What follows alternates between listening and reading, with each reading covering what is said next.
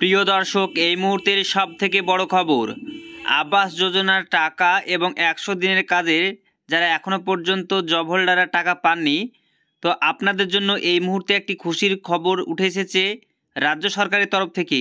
তো বন্ধুরা, আপনারা এই ভিডিওতে জানতে পারবেন যে 100 দিনের টাকা 21শে ফেব্রুয়ারি দেওয়ার কথা ঘোষণা করেছিলেন রাজ্যের মুখ্যমন্ত্রী মমতা বন্দ্যোপাধ্যায়।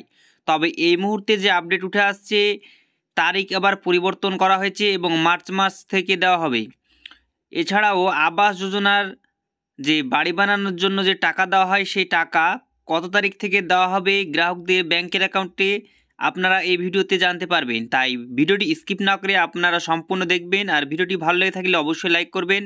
আর এই চ্যানেলে নতুন হয়ে থাকলে চ্যানেলটিকে সাবস্ক্রাইব করে পাশের বেলে ক্লিক করে নোটিফিকেশন কল করে দেবেন পরবর্তীতে গুরুত্বপূর্ণ ভিডিওগুলি সর্বপ্রথম সবার আগে পাওয়ার জন্য। তো বন্ধুরা, আপনারা অন স্ক্রিনে যেটা দেখতে পাচ্ছেন, নিউজের মাধ্যমে যে আপডেটটি উঠে আসছে, তো বলা হয়েছে মার্চ মাসে 100 দিনের মজুরি, মে মাসে আবাসের টাকা, এমনটাই ঘোষণা করলেন রাজ্যের মুখ্যমন্ত্রী মমতা বন্দ্যোপাধ্যায়। তো বন্ধুরা, বিস্তারিত আমরা জেনে নেব। তাই রাজ্যের মুখ্যমন্ত্রী কথা দিয়েছিলেন 21শে ফেব্রুয়ারির মধ্যে 100 দিনের কাজের প্রকল্পে কাজ করেও মজুরি না পাওয়া বাংলার 21 লক্ষ মানুষকে তাদের প্রাপ্য মজুরির টাকা দিয়ে দেবেন।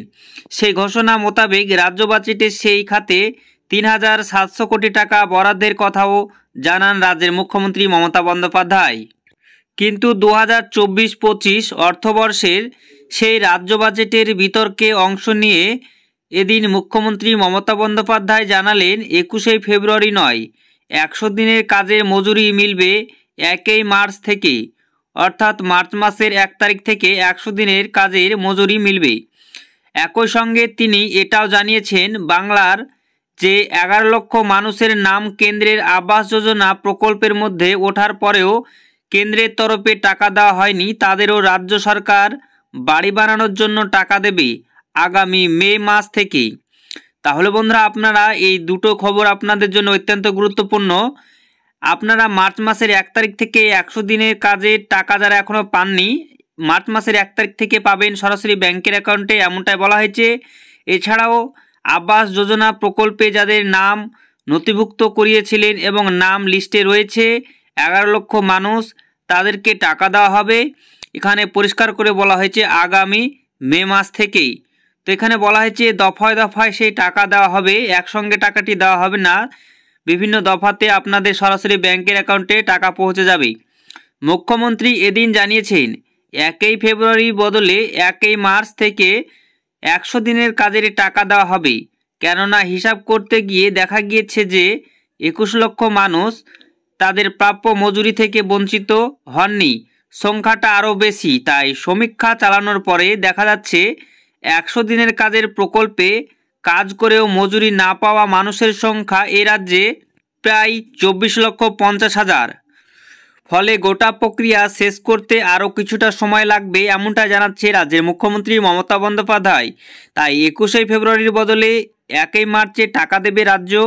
যদিও মুখ্যমন্ত্রী এটা জানাননি যে বাড়তি 3.5 লক্ষ মানুষের মজুরির জন্য যে অতিরিক্ত টাকা লাগবে তা কোথা থেকে বরাদ্দ করা হবে এবং ঠিক কত টাকা তার জন্য বরাদ্দ করা হবে, এটা কিন্তু জানাননি।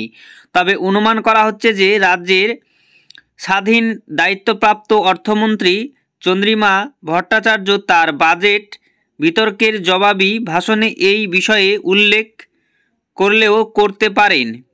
একই সঙ্গে জানা গিয়েছে, প্রধানমন্ত্রী গ্রামীণ আবাস যোজনার খাতে বাড়ির যে 11 লক্ষ পরিবারের নাম চূড়ান্ত তালিকায় উঠেছিল, তাদের শেষ পর্যন্ত কেন্দ্র সরকার বাড়ি বানাবার জন্য টাকা দেয় কি না তা দেখার জন্য রাজ্য সরকার আরও 2 মাস অপেক্ষা করবে।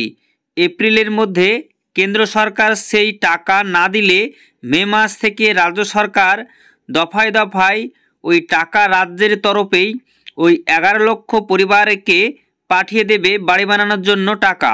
যদিও প্রশ্ন থাকছে, মে মাসে যখন লোকসভা নির্বাচন চলবে তখন কি রাজ্য সরকার এই টাকা পাঠাতে পারবে, নাকি নির্বাচন শেষ হলে তবেই রাজ্য টাকা দিতে পারবে, এমনটাই প্রশ্ন থেকে যাচ্ছে।